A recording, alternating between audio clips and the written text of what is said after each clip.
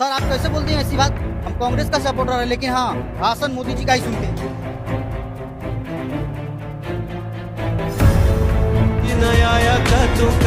Welcome दोस्तों, इस video में बात करेंगे इस वक्त सोशल मीडिया पर क्या वायरल चल रहा है। इस भाई साहब को तो सुनने का मन ही नहीं करता है। पीएम मोदी और ट्रंप के बीच गजब की केमिस्ट्री है और ये आज से नहीं 2017 से पीएम मोदी और ट्रंप की पहली मुलाकात के वक्त से। क्योंकि जब से चाइना के साथ ताल्लुकात बढ़ते नजर आ रहे हैं भारत के, उसी के अंदर जो चाटुकारिता है वो भी बढ़ती नजर आ रही है। इस वक्त पूरी दुनिया में भारत और चीन की चर्चा है। भारत और चीन की दोस्ती होते देखकर लोग हैरान हैं। दूसरी तरफ ये सुनिए, जम्मू कश्मीर के कठुआ के अंदर ब्रिज, मैं भी बोलूं ये बात कि नहीं बोलूं मेरी समझ नहीं आ रहा है कि आप ये शब्द यूज कर रहे हैं बार बार, पुल टूट गया। क्योंकि भाजपा नेता का कहना है कि वो गिरा नहीं है, वो बैठ गया है। पुल टूटा नहीं, पुल बैठ गया है। शब्द को करेक्शन कीजिए। सोशल मीडिया पर चल रहा है कि शायद ब्रिज थक गया होगा। हमारे यहाँ ऐसा ही होता है। दूसरी तरफ ये मीम काफी चल रही है। सर आप कैसे बोलते हैं ऐसी बात। हम कांग्रेस का सपोर्टर है लेकिन हाँ भाषण मोदी जी का ही सुनते हैं। पूरा सुनिए। क्यों? राजनीतिक अपनी जगह, मनोरंजन अपनी जगह। उसी के साथ साथ इस खबर को सुन लीजिए। अब क्योंकि ये तेलुगु भाषा में है तो जाहिर सी बात है ये वहीं की वहीं रह जाएगी और सामने नहीं आएगी, तो हमने इसका पूरा ट्रांसलेशन किया है और जो गूगल ने ट्रांसलेट करके इस खबर के बारे में चौंकाने वाले खुलासे किए हैं। खबर के मुताबिक मामला हैदराबाद का है। बताया जा रहा है कि रवि नाम का आदमी, जिसका पूरा नाम रवि कुमार है, वो कैसे अपने धर्म को छुपा करके मुस्लिम कम्युनिटी की लड़कियों को फंसा रहा था। 3 शादियां कर ली, अपने आप को रफी बुलाता था। जी हाँ, यानी रवि कुमार अपने आप को रफी बना करके 3 कॉलेज की मुस्लिम लड़कियों को उसने फंसाया। आरोप ये भी है कि कुछ अश्लील वीडियो बना ली, कुछ प्राइवेट वीडियोस बना ली और ब्लैकमेल करके शादी करी है। रिपोर्ट के मुताबिक बताया जा रहा है कि इस शख्स के ऊपर एफआईआर हो गई है।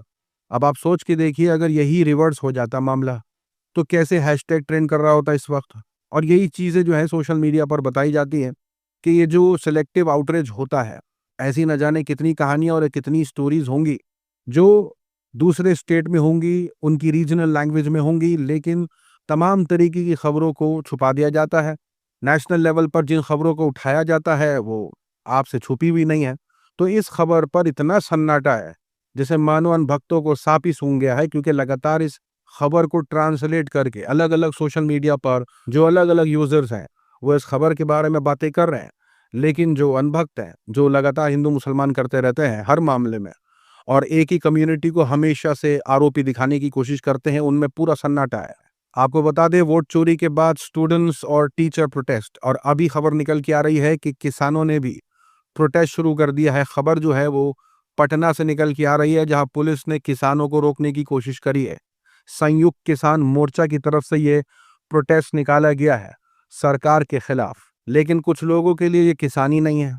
जी हाँ, किसान प्रोटेस्ट करे तो किसान नहीं है, स्टूडेंट करे तो स्टूडेंट नहीं है। तू समझा? हाँ। उसी के साथ साथ आपको बता दें कि हाई कोर्ट काफी बिजी चल रहा था और खबर निकल के आई कि जो याचिका दायर करी गई थी और जो ऑर्डर पास किया गया था प्रधानमंत्री मोदी की डिग्री को सार्वजनिक करने वाला, उस पर किस तरीके से फैसला सुनाया है दिल्ली हाई कोर्ट ने।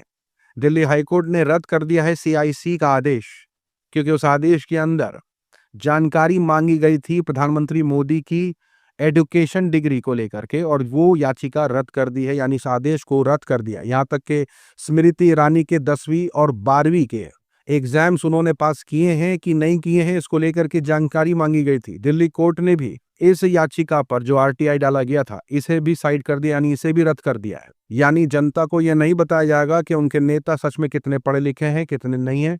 और जो हाई कोर्ट ने कहा है उसके मुताबिक उनका कहना है कि ये जो एजुकेशनल जो जानकारी मांगी जा रही है इसे सार्वजनिक करना जनहित में नहीं है। अब सोशल मीडिया पर चल ये रहा है कि बताओ, मुसलमानों से कागज मांगने की बातें कर रहे थे इनके समर्थक, और मोदी जी जो है वो कोर्ट के अंदर अपनी डिग्री दिखाने को तैयार नहीं है।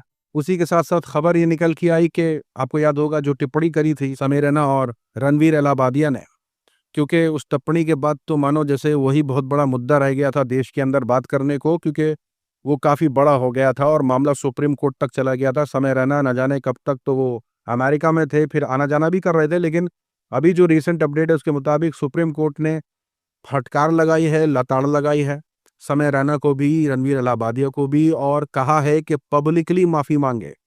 उन्होंने किस तरीके से मॉक किया है लोगों की डिसेबिलिटीज पर। आपको याद होगा कि मजाक मजाक में कुछ एक आध हाथ आगे चले जाते हैं, और जिस तरीके की कॉमेडी हो रही थी वो कॉमेडी से ज्यादा बहुत ज्यादा इंसल्ट, और उसे डार्क कॉमेडी के नाम पर बताया जा रहा था।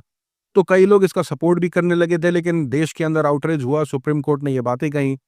अब जो फैसला सुनाया गया है उसके मुताबिक जैसे कोर्ट के अंदर उन्होंने माफी मांगी है, तो उनसे मांग की जा रही है कि अपने सोशल मीडिया पर भी वीडियो डाल करके माफी मांगे। लेकिन सुप्रीम कोर्ट के अंदर जमावड़ा देखिए, अब समय रैना आए हुए हैं तो वकीलों का पूरा झुंड लग गया उनसे सेल्फी खिंचाने के लिए। अब ये तस्वीर देखिए, इस तस्वीर के बारे में जितनी बात की जाए उतनी कम, क्योंकि सोशल मीडिया पर जब ये खबर निकल के आई तो काफी लोग हक्के बक्के रह गए। इसके अंदर हम फॉरेनर्स को देख सकते हैं और कुछ लोकल लोगों को भी देख सकते हैं। बताए जा रहे हैं गुरुग्राम के हैं, रास्ता साफ कर रहे हैं। बताइए, फॉरेनर्स जो हैं वो देश में आकर के गंदगी देख रहे हैं आस पड़ोस में, और आस पड़ोस की गंदगी को साफ करने के लिए उन्होंने ये बीड़ा खुद ही उठा लिया है। पहले तो इस बात की आलोचना होने लगी कि कैसे म्यूनिसिपल कॉरपोरेशन बीजेपी के अंडर, एमएलए बीजेपी का, एमपी बीजेपी का, chief minister BJP, prime minister BJP, यानी अब इस पर किस पर आरोप लगाओगे, किस पर उंगलियां उठाओगे? यानी अनभक्तों को ट्रोल किया जा रहा है कि अब किसको बोलने वाले हो कि उनकी वजह से देश को ऐसे नज़ारों से गुजरना पड़ रहा है कि फॉरेनर्स रास्ता सफा कर रहे हैं। लेकिन अनभक्तों का अलग चल रहा है, सोशल मीडिया पर चल रहा है कि अनभक्त आते होंगे ये कहने के लिए कि बताओ मोदी जी ने फॉरेनर से रास्ता साफा करवा लिया। बड़े खतरनाक लोग हैं।